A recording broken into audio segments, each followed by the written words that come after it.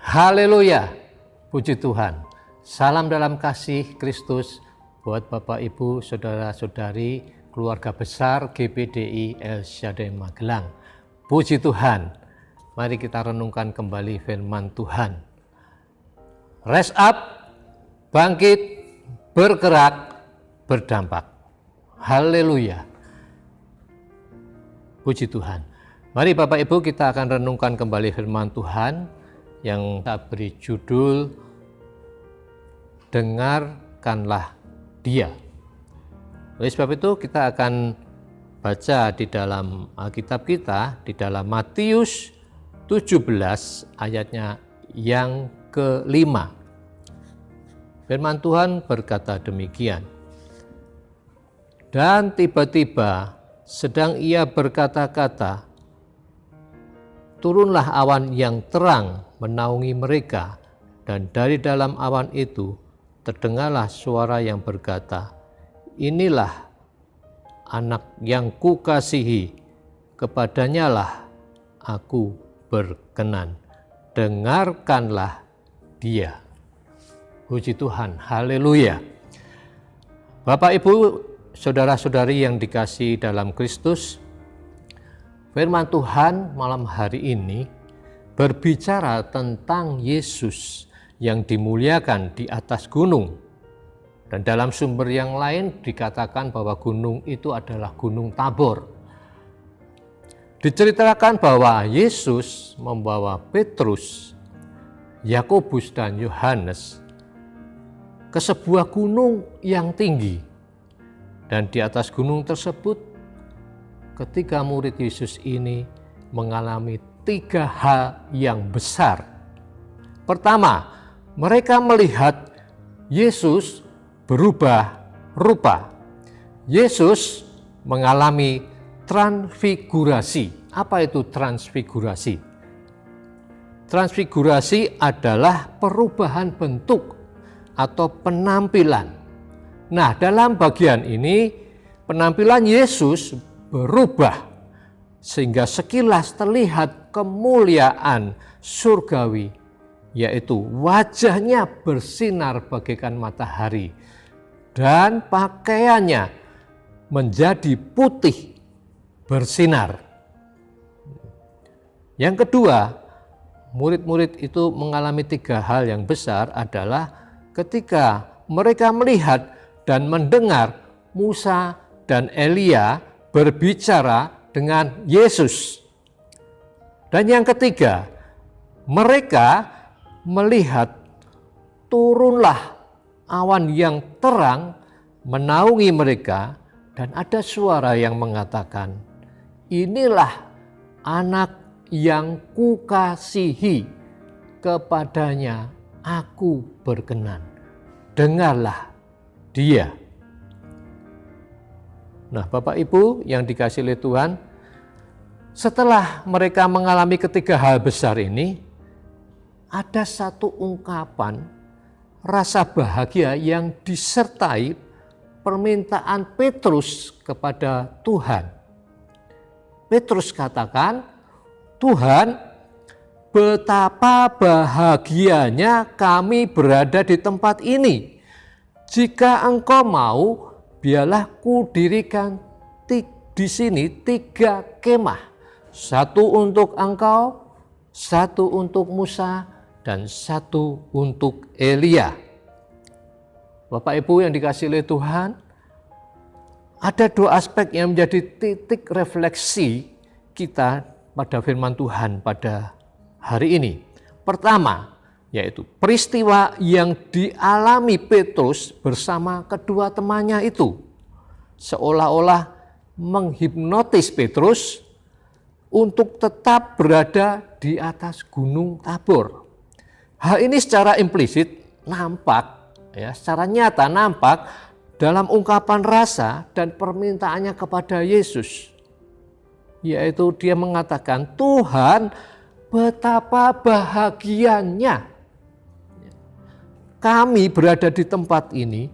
Jika Engkau mau, biarlah kudirikan di sini 3 kemah, 1 untuk engkau, 1 untuk Musa, dan 1 untuk Elia. Nah, Petrus tahu seandainya Yesus mengabulkan permintaannya, maka otomatis ia akan tetap tinggal di atas Gunung Tabor bersama Yesus. Ia tetap mengalami kebahagiaannya bersama dengan Tuhan. Yang kedua, ada suatu suara yang berseru di dalam awan. Inilah anak yang kukasihi, kepadanya lah aku berkenan, dengarkanlah dia. Bapak, Ibu, saudara-saudari yang dikasihi oleh Tuhan, peristiwa di Gunung Tabor telah membawa kebahagiaan yang dialami oleh Petrus dan kedua temannya. Nah, yang menjadi pertanyaan, apakah kehadiran kita, kebersamaan kita memberikan suasana yang membahagiakan atau menyenangkan bagi orang lain? Bercermin dari situasi Gunung Tabor tadi, bersama Musa dan Elia, maka kehadiran kita di tengah masyarakat harus membuat orang lain merasa atau mengalami kesejukan, mengalami kedamaian, mengalami ketenangan, dan mampu membuat orang lain merasa nyaman. Bapak, Ibu yang dikasihi oleh Tuhan, ada suatu pertanyaan reflektif untuk kita semua, yaitu masih adakah Musa dan Elia di zaman sekarang? Nah, di dalam konteks modern, Musa dan Elia itu dilambangkan atau merupakan suatu simbol ketaatan, pengharapan, dan perubahan yang dibawa oleh Tuhan bagi orang-orang yang percaya. Jawabannya masih ada. Ya. Jadi Bapak Ibu yang terkasih dalam Kristus, mampukah sekarang kita katakan, dengarkanlah dia, dengarkanlah Yesus. Kita hanya bisa mendengar suara Yesus apabila mata, hati, dan telinga kita dihiasi oleh cinta yang tulus.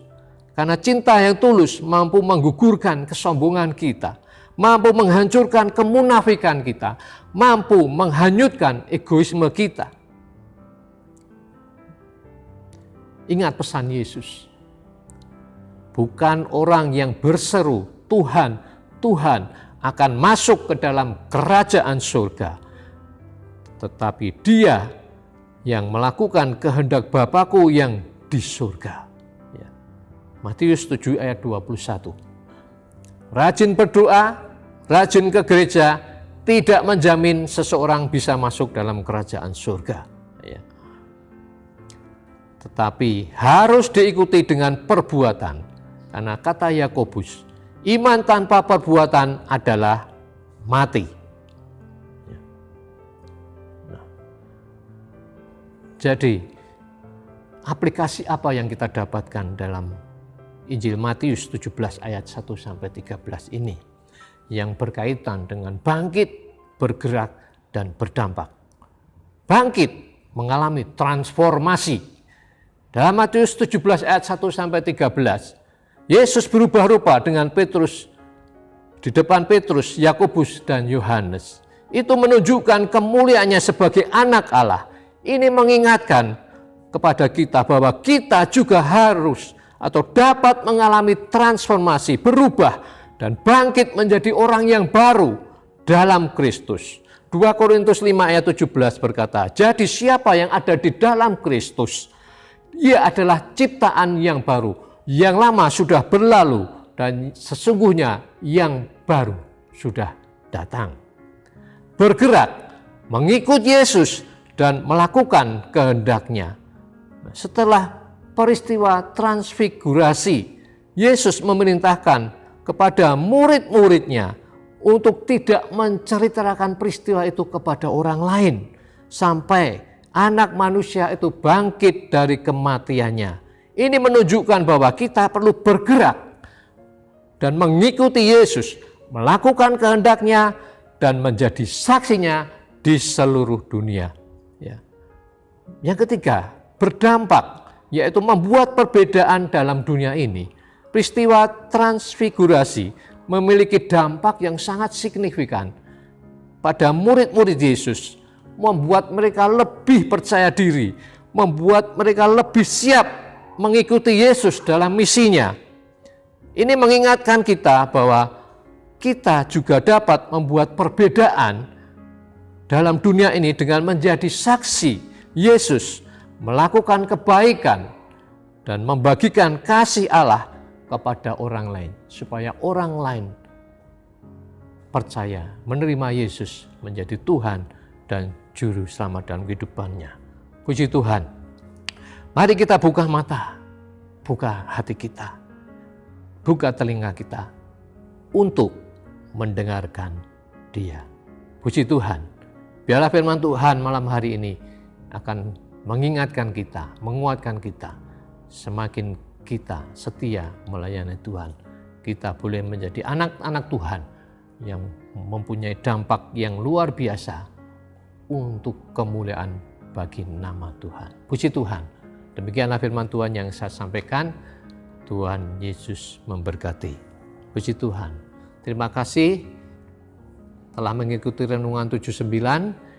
Kiranya dapat menjadi berkat bagi kita semua. Bapak, Ibu, Saudara yang ingin didoakan untuk pokok doa tertentu, menceritakan kesaksian baik mujizat, kesembuhan, pemulihan, masalah keluarga dan lain-lain, dapat disalurkan melalui chat WhatsApp di nomor 081327400088.